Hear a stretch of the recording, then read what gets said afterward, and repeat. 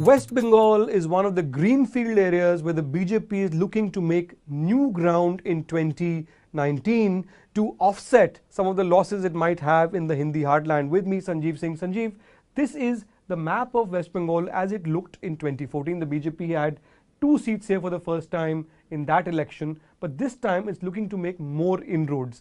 How is this state panning up from where you are sitting? This time it's going to be more of a fight between the Trinamool Congress and BJP, and this is perhaps the first election where we might see, both the CPI, the left parties, and Congress actually taking a backseat in the sense that of being the main opposition party. BJP has been aggressively pushing their agenda, and we've seen that they've consistently been polling good numbers in terms of vote share. So this time it will be very interesting to see as to whether BJP can actually turn them into seats. Hold that thought. 2014, the BJP had 16% vote share, 2 seats, right up here, Darjeeling, and then Asansol down there where Babul Supriyo got elected from. Then there was the assembly election of 2016. Let's see what happens to the map of West Bengal during the assembly election. BJP gets 10% of the vote share, gets only 3 seats, but its vote share in a state assembly election is fairly creditable, although it's a drop from 2014. But in 2019, again, because it's a primary poll of the opposition, it's hoping to make significant inroads and increase its tally. Yeah, and the prospects of BJP are even brighter this time simply because of the fact that the Congress and the left parties could not reach any sort of agreement. We saw in the 2016 election that there was some agreement between the left and the Congress, but in that bargain you see that Congress actually ended up doing much better than the left, and that is why there was a lot of to and fro between the left parties. So now whether the BJP can actually increase its tally or not is a big question, but let's see which are the areas it's targeting where it has a serious chance of being in a serious fight and possibly picking up some more seats. This is the vote share map of West Bengal in 2014. The darker areas are where the BJP got high votes. Sanjeev, if you can break this down for us. Yeah, so if if you go from North Bengal, you will see that BJP is actually polled quite well here. And this is Darjeeling right there. Yeah, and then of course down there. So the vote is quite spread out, but I will not be surprised if North Bengal tends to have a higher Muslim population, because that it would be a direct correlation to the. If I can just add to what you were saying, Sanjeev, these are the seats. The darker colors are where the BJP got around the 20% mark.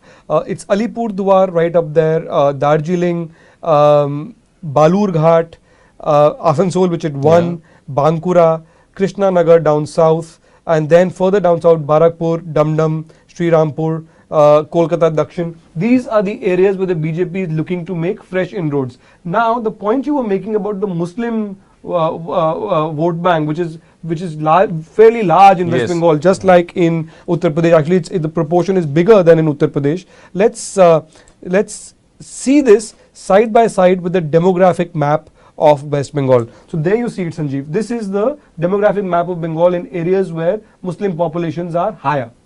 Yeah, so basically what the BJP has done is that it's tried to take this position of being a pro-Hindu party, and we've seen in the recent past that earlier you would only see Durga Puja being celebrated with a lot of jest and favor, but this time we've seen that every Hindu festival, whenever it comes, there is some law and order issue with the state government, and that's where I think BJP has taken the lead over the CPM and the Congress party in the state. So if you look at these areas, Sanjeev, these are the seats of Malda Uttar, Malda Dakshin, Jangipur, Murshidabad, Behrampur, Raiganj.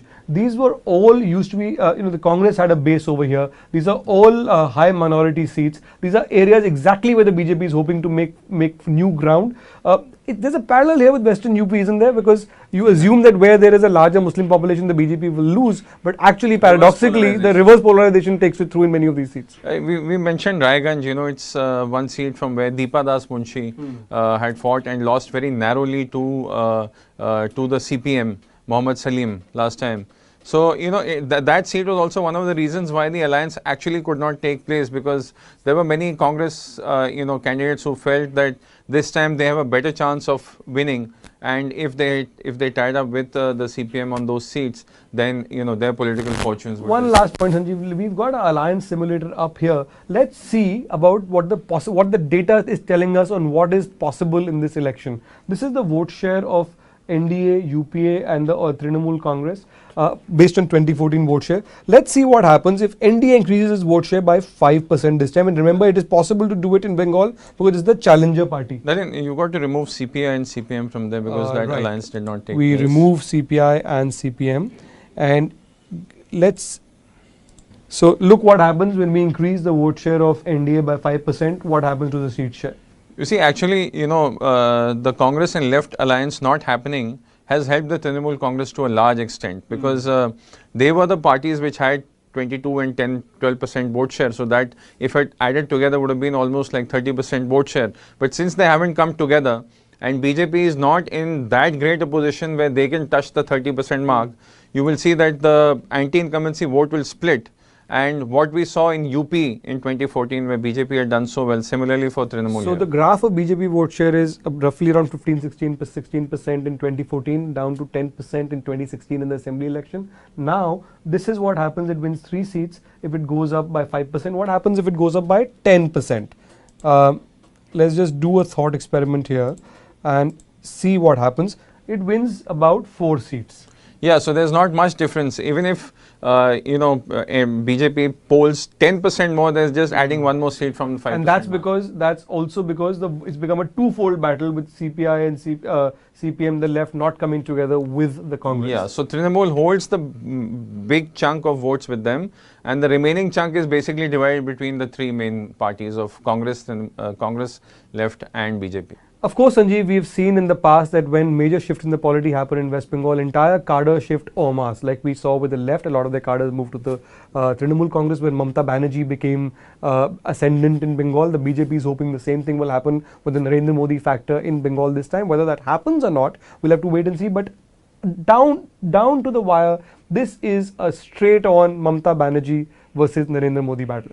Yes, it would appear so, especially because of the fact that the opposition parties are all divided, and it is the BJP which is trying to make major inroads into the state. Now, whether that happens or not will decide the fate of the election in West Bengal, but there's no question this is one of the new targets the BJP has in Lok Sabha 2019 along with Odisha, where it hopes that it will pick up a handful of new seats which will offset some losses it might have in the Hindi heartland. We'll wait and see how that game plan pans out eventually when the votes are cast.